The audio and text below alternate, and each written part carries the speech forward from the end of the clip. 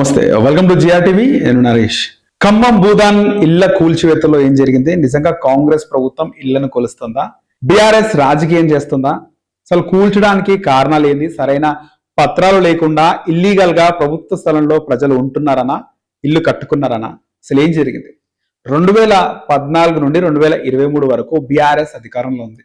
కానీ ఖమ్మం భూదాన్ ల్యాండ్ అక్కడ నివాసం ఉంటున్న ప్రజలకు రెగ్యులరైజ్ క్రమబద్ధీకరణ మాత్రం చేయలేదు. పైగా రెండోసారి అధికారంలోకి వచ్చిన తర్వాత ఈ ఖమ్మం భూదాన్లో కట్టుకున్న ఇళ్లన్నీ అక్రమంగా కట్టుకున్నారని కోర్టుకు వెళ్ళింది అప్పటి బీఆర్ఎస్ ప్రభుత్వం.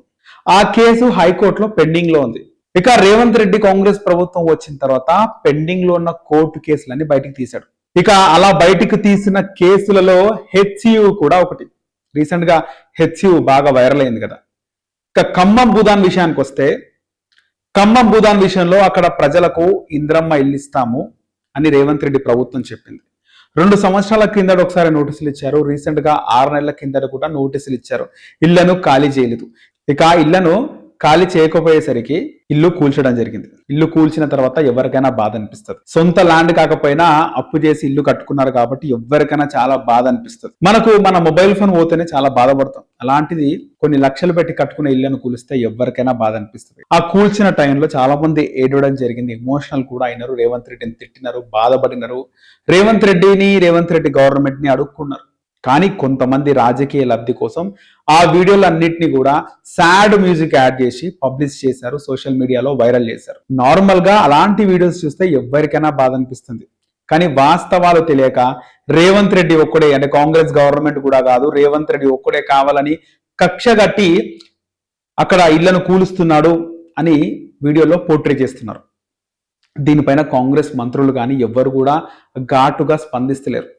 పడితే నింద మొత్తం రేవంత్ రెడ్డి మీద పడుతుంది కదా, మనకెందుకులే అనుకుంటున్నారు. కానీ వచ్చే ఎన్నికల్లో ఒకవేళ కాంగ్రెస్ పార్టీ ఓడిపోతే మంత్రి పదవులు అన్నీ కూడా ఊడుతాయి. కానీ ఒకవేళ కాంగ్రెస్ ప్రభుత్వం గనక వస్తే ఖచ్చితంగా ముఖ్యమంత్రి అయ్యేది రేవంత్ రెడ్డి, గుర్తుపెట్టుకోండి. కానీ మీ మంత్రి పదవులు మాత్రం మీకు వచ్చే అవకాశం చాలా తక్కువగా ఉంటుంది, డౌటే. ఎందుకంటే ఖచ్చితంగా రేవంత్ రెడ్డి కూడా ఆరా తీస్తారు కదా. ప్రతి దానికి ప్రతిపక్షం మాట్లాడే దానికి ఎవ్వరు కౌంటర్ చేసినా ఎప్పుడు రేవంత్ రెడ్డి కౌంటర్ చేయాలంటే అది కాని పని. సో మంత్రులు ఎవరు కూడా పెద్దగా ఈ భూదాన్ విషయంలో స్పందిస్తలేరు. ఒకవేళ గత ప్రభుత్వంలో బీఆర్ఎస్, కేటీఆర్, కేసీఆర్ ఇవ్వాలనుకుంటే ఎప్పుడో ఇచ్చేవారు. కానీ వాళ్ళే కోర్టుకు వెళ్ళారు ఈ ఖమ్మం భూదాన్ విషయంలో. ఇప్పుడేమో మేము అధికారంలోకి వస్తే వెంటనే మీ ల్యాండ్స్ లోనే మీకు ఇల్లు కట్టిస్తామంటున్నారు. అధికారంలో ఉన్నప్పుడేమో నోటీసులు ఇచ్చారు.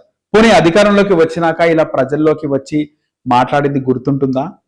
మనం కూడా సోషల్ మీడియాలో వచ్చే వీడియోలో కానీ ఖమ్మం భూదాన్ విషయంలో బీఆర్ఎస్ ప్రభుత్వం ఉన్నప్పుడు ఏం చేశారో, ఇప్పుడు రేవంత్ రెడ్డి కాంగ్రెస్ ప్రభుత్వం ఏం చేస్తుందో చూసి డీటెయిల్స్ తెలుసుకొని కామెంట్ చేయాలి. సోషల్ మీడియాలో ముఖ్యంగా ఇన్స్టాగ్రామ్లో ఏ వీడియోలు వస్తే అవన్నీ నిజం అనుకొని మనం కామెంట్ చేస్తే నమ్మితే అవి మనకు కూడా ఎఫెక్టే.